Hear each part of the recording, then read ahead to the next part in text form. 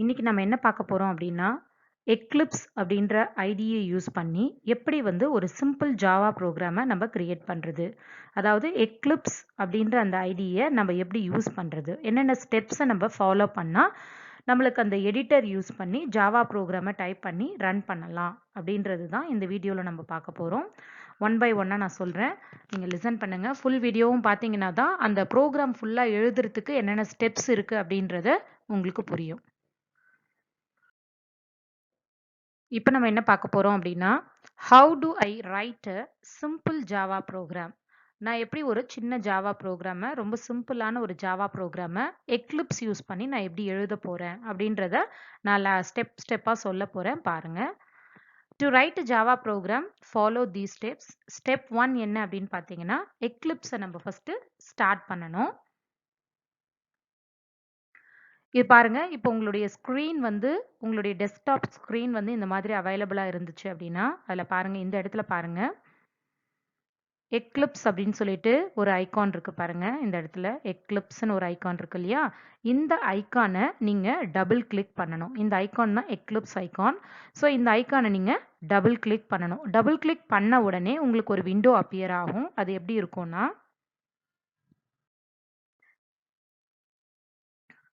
So double click த Eclipse icon இந்த மாதிரி ஒரு ஐகான் இருக்கு இல்லைங்களா, அதை நீங்கள் டபுள் கிளிக் பண்ணீங்க அப்படின்னா உங்களுக்கு ஒரு ஸ்க்ரீன் ஒன்று அப்பியர் ஆகும். அது எப்படி இருக்கும்னா, ஸ்க்ரீனில் பார்த்தீங்கன்னா உங்களுக்கு தெரியும். இந்த ஸ்க்ரீன் பார்த்தீங்கன்னா எக்லிப்ஸ் அப்படின்ற அந்த ஐடியோடைய ஹோம் பேஜ்.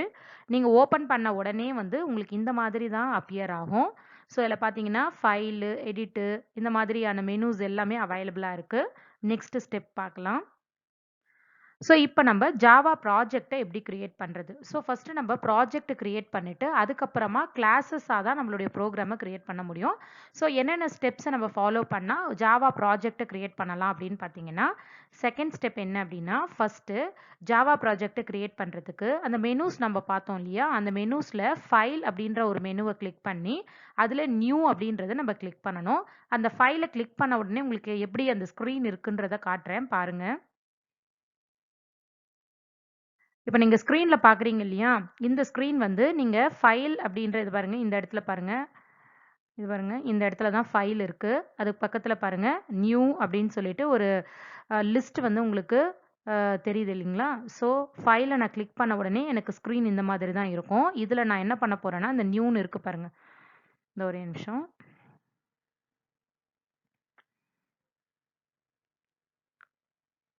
இங்கே பாருங்கள் நியூன்னு இருக்கு இல்லையா, இந்த நியூ அப்படின்றத நம்ம கிளிக் பண்ணணும். அதை நம்ம கிளிக் பண்ண உடனே நமக்கு இன்னும் நிறைய லிஸ்ட் அவுட் ஆகும். பாருங்கள், அதையும் பாருங்கள், காட்டுறேன்.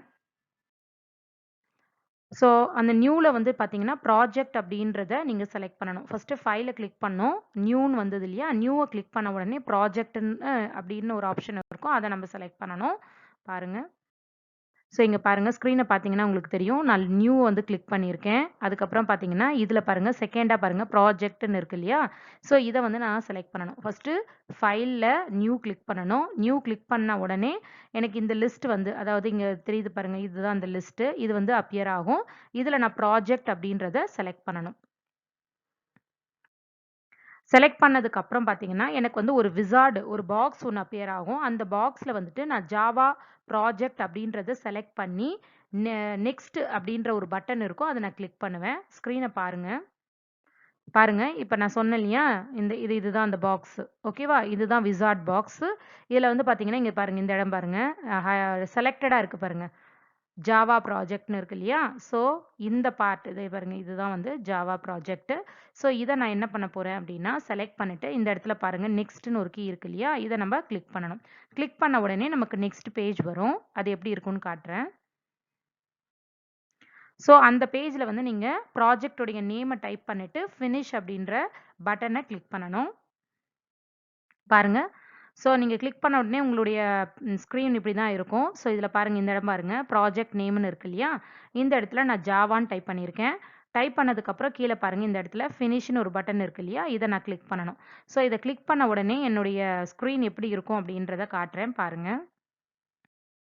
ஸோ இதுதான் நான் இந்த ப்ராஜெக்ட் வந்து நான் ஜாவா ப்ராஜெக்ட் நான் கிரியேட் பண்ணதுக்கப்புறம் என்னுடைய எக்லிப்ஸ் ஸ்க்ரீன் இப்படி தான் இருக்கும். ஸோ இந்த இடத்துல பார்த்தீங்கன்னா ஒரு சேஞ்சஸ் இருக்கும். ஸோ இந்த இடத்துல பார்த்தீங்கன்னா நான் கிரியேட் பண்ணியிருக்க அந்த ப்ராஜெக்டோடைய நேம் ஜாவான்னு நான் கிரியேட் பண்ணியிருக்கேன் இல்லையா, அந்த ப்ராஜெக்ட் நேம் வந்து இந்த இடத்துல அப்பியர் ஆகும். நீங்கள் ஸ்க்ரீனில் பார்த்தீங்கன்னாவே உங்களுக்கு தெரியும். இப்போ நெக்ஸ்ட் நம்ம என்ன பண்ணணும் அப்படின்னா கிளாஸ் கிரியேட் பண்ணணும். ஓகேவா? ஸோ இதை கிளிக் பண்ணால் என்ன இருக்குன்றதையும் காட்டிடுறேன் பாருங்க.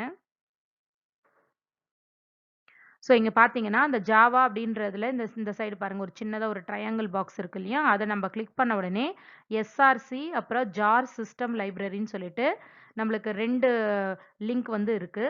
ஸோ இப்ப நம்ம நெக்ஸ்ட் என்ன பண்ணணும் அப்படின்னா, கிளாஸஸ கிரியேட் பண்ணணும். எப்படி கிரியேட் பண்ணணும்? Create a new Java class எப்படி கிரியேட் பண்ணணும் அப்படின்னு பார்த்தீங்கன்னா, டூல் பார்ல பார்த்தீங்கன்னா, உங்களுக்கு இந்த கிரீன் கலர்ல சி அப்படின்ற ஒரு ஐகான் இருக்கும்.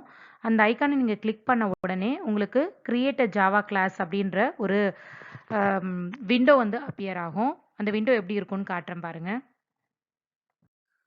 ஸோ இப்போ பார்த்தீங்கன்னா ஜாவா கிளாஸ் நியூ ஜாவா கிளாஸ்ன்னு சொல்லிட்டு ஒரு விண்டோ ஒன்று அப்பியர் ஆயிருக்கு பாருங்க.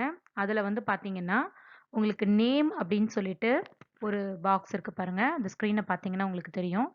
ஸோ இந்த இடத்துல பாருங்க. ஸோ இந்த இடத்துல நான் EX1 அப்படின்னு கொடுத்துருக்கேன். இது வந்து என்னுடைய ஃபைலுடைய நேம். ஓகேவா? ஜாவாவை பொறுத்த வரைக்கும் ஃபைலுக்கு நம்ம என்ன நேம் தரமோ அந்த நேம் தான் வந்து கிளாஸுக்கு நம்ம நேமாக தரணும். அப்படி இல்லைன்னா கிளாஸோடைய நேமை தான் ஃபைலுக்கு நேமாக நம்ம தரணும். நான் வந்து EX1ன்னு கொடுத்துருக்கேன்னா என்னுடைய ப்ரோக்ராமில் கிளாஸுக்கு நான் EX1 தான் தரணும். ஓகேவா? கீழே பாருங்க இந்த இடத்துல இந்த டிக் பண்ற பாருங்க இந்த லைன் பாருங்க public static void main string args இந்த இடத்துல பார்த்தீங்கன்னா ஒரு ஸ்கொயர் பாக்ஸ் இருக்கு. இதை நீங்க வந்து கிளிக் பண்ணீங்க இந்த இடத்துல பார்த்தீங்கன்னா ஒரு ஸ்கொயர் பாக்ஸ் இருக்கு. இதை நீங்க கிளிக் பண்ணீங்க அப்படின்னா உங்களுக்கு ஒரு டிக் மார்க் மாதிரி வரும். அப்படி வந்துருச்சு அப்படின்னா அந்த பர்டிகுலர் லைன் அதாவது public static void main string args அப்படின்ற இந்த லைன் இன்பில்டா உங்களுக்கு டைப் ஆகி கிடைக்கும். இல்லை நானே டைப் பண்ணிக்கிறேன் அப்படின்னா நீங்கள் அதை செலக்ட் பண்ண வேணாம். அப்படியே விட்டுட்டு இங்கே கீழே பாருங்கள் ஃபினிஷ்னு ஒரு பட்டன் இருக்கு இல்லையா, அதை நீங்கள் கிளிக் பண்ணிட்டீங்க அப்படின்னா நெக்ஸ்ட்டு உங்களுக்கு வந்து எடிட்டரில் அது டைப் ஆகி இருக்கும். எப்படி இருக்குன்னு பாருங்கள். ஸ்க்ரீனை பாருங்க. இதில் நம்ம ஏற்கனவே நம்ம போன ஸ்லைடில் சொன்னேன் இல்லையா, நேம் ஃபீல்டில் வந்துட்டு EX1 அப்படின்றத டைப் பண்ணணும். அதுக்கப்புறம் ஃபினிஷ் அப்படின்ற பட்டனை கிளிக் பண்ணணும். அதுதான் இதில் கொடுத்துருக்கோம். நெக்ஸ்ட் பார்க்கலாம். இப்போ பார்த்தீங்கன்னா இந்த ஒர்க் எல்லாம் முடிச்சதுக்கு அப்புறம் பார்த்தீங்கன்னா உங்களுக்கு ஸ்க்ரீன் இந்த மாதிரி தான் இருக்கும். இந்த இடத்துல பார்த்தீங்கன்னா உங்களுக்கு தெரியும். இந்த இடம் பாருங்க. ex1.java அப்படின்னு சொல்லிட்டு ஒரு கிளாஸ் வந்து இந்த ப்ராஜெக்ட்ல அட்டாச் ஆயிருக்கு. அது மட்டும் இல்லாம இந்த ஸ்க்ரீன் பாருங்க. இந்த பார்ட் பாருங்க. Public class ex1 public static void main of string args அப்படின்னு சொல்லிட்டு ஒரு ஸ்கெல்டன் ஜாவா ப்ரோக்ராம் உடைய ஒரு ஸ்கெல்டன் வந்து உங்களுக்கு அப்பியர் ஆயிருக்கு. ஸோ இந்த இடத்துல லைன் நம்பர் 6 இருக்கு பாருங்க. ஸோ லைன் நம்பர் 6ல இருந்து உங்களுடைய ஜாவா ப்ரோக்ராம் என்னவோ அந்த ப்ரோக்ராமோடைய கண்டென்ட் இந்த இடத்துல நீங்கள் டைப் பண்ணிட்டு இந்த இடத்துல பாருங்க ரன்னுன்னு இருக்கு பாருங்க. நான் இங்கே ரவுண்ட் பண்ணுறேன் பாருங்க. இந்த இடத்துல ரன்னுன்னு இருக்கு இல்லையா, இதை நீங்கள் கிளிக் பண்ணி ரன்னுன்னு கொடுத்தீங்க அப்படின்னா இந்த இடத்துல கன்சோல். ஸோ இந்த இடத்துல பார்த்தீங்கன்னா கன்சோல் அவுட்புட் உங்களுடைய அவுட்புட் இந்த இடத்துல அப்பியர் ஆகும். ஓகேவா?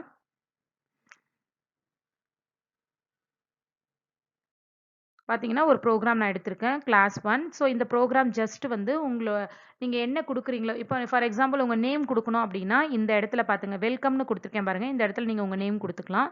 நான் ஜஸ்ட்டு ஒரு சின்ன ப்ரோக்ராம் தான் எடுத்திருக்கேன். கிளாஸ் நேம் EX1 தான் நான் கொடுத்துருக்கேன். ஏன்னா நான் வந்து ஃபைலுக்கு என்ன நேம் கொடுத்துருக்கேன்னா EX1. அதனால என்னுடைய கிளாஸ் நேமை நான் EX1ன்னு கொடுத்துருக்கேன். So public static void main string args system.out.println இந்த மெத்தட் எதுக்காக யூஸ் ஆகுது அப்படின்னா it is similar to printf statement. சிலெல்லாம் நம்ம printf ஸ்டேட்மெண்ட் எப்படி எதுக்கு யூஸ் பண்ணுறோமோ அந்த பர்பஸ்க்காக தான் நம்ம இதில் யூஸ் பண்ணுறோம். இதை டபுள் கொட்டேஷனில் நீங்கள் என்ன கொடுக்குறீங்களோ அது ஆஸ் சச் அப்படியே பிரிண்ட் ஆகும். ஓகேவா?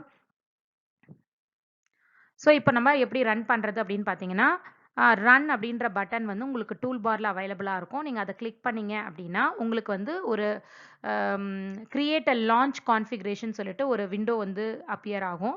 ஸோ அந்த விண்டோவில் பார்த்தீங்க அப்படின்னா ஜாவா அப்ளிகேஷன் அப்படின்றத செலக்ட் பண்ணிட்டு அதில் நியூ அப்படின்றத நீங்கள் கிளிக் பண்ணணும்.